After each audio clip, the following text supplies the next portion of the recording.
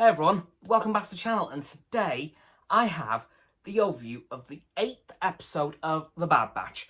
But I just want to say a couple of things before I start. One, there will be no stream tomorrow, because it is Father's Day tomorrow, so there won't be a stream tomorrow. There will just be a regular video going up at 5 PM, British summertime, as always, like every other day of the week. And yeah. So, no stream this week, unfortunately, because it's Father's Day, and yeah.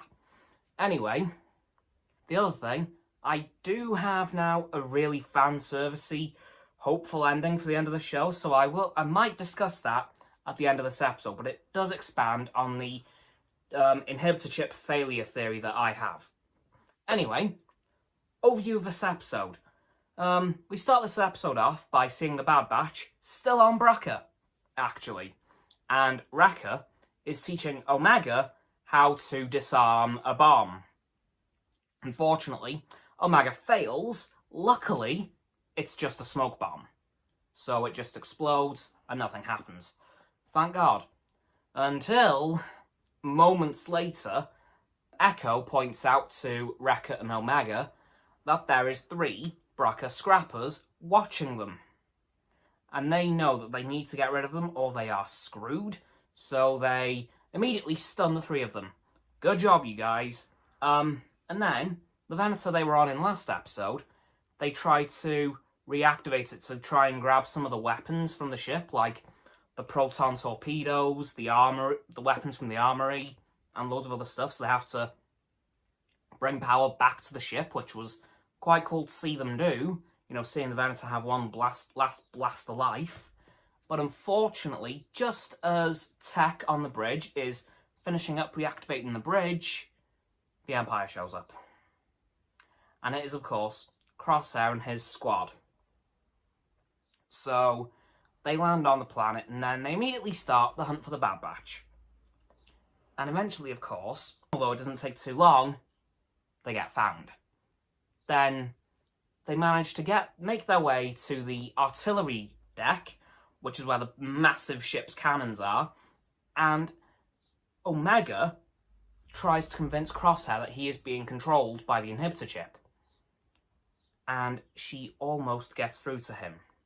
You can see him pause for a good 2-3 seconds, but then immediately snaps back to how he has been.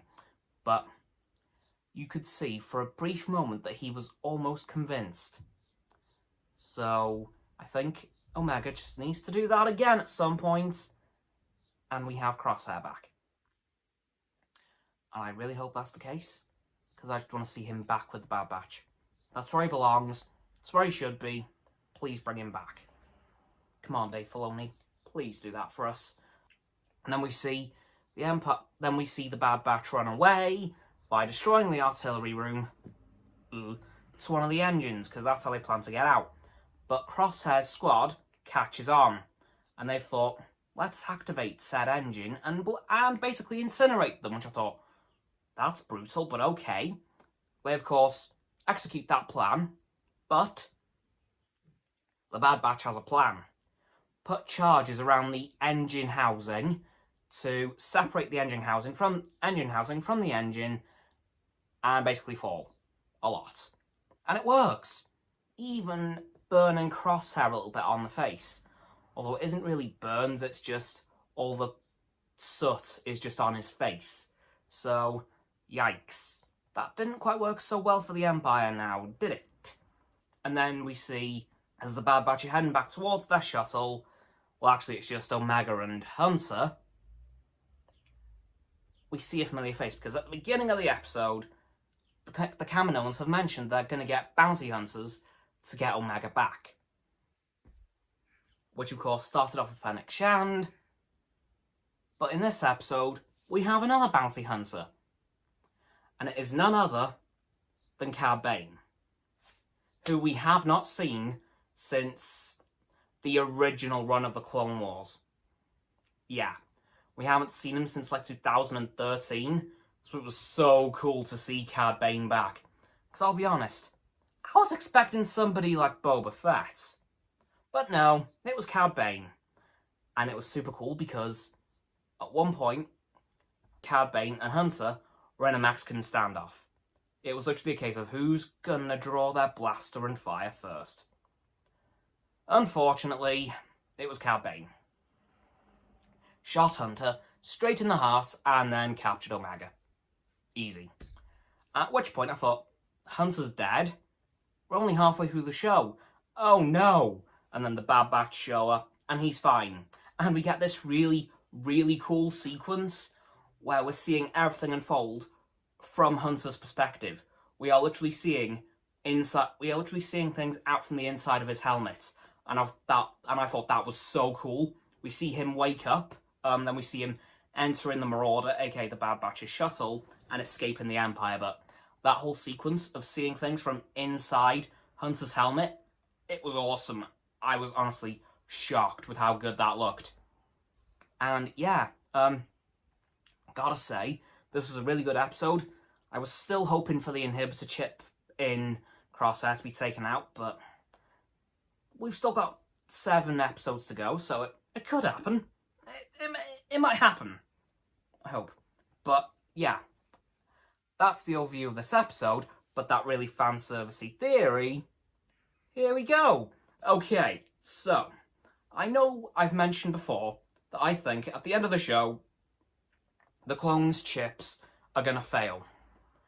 And I think we saw a little bit of that in Crosshair today, because we saw him get almost convinced by Omega, and we saw him hit his head.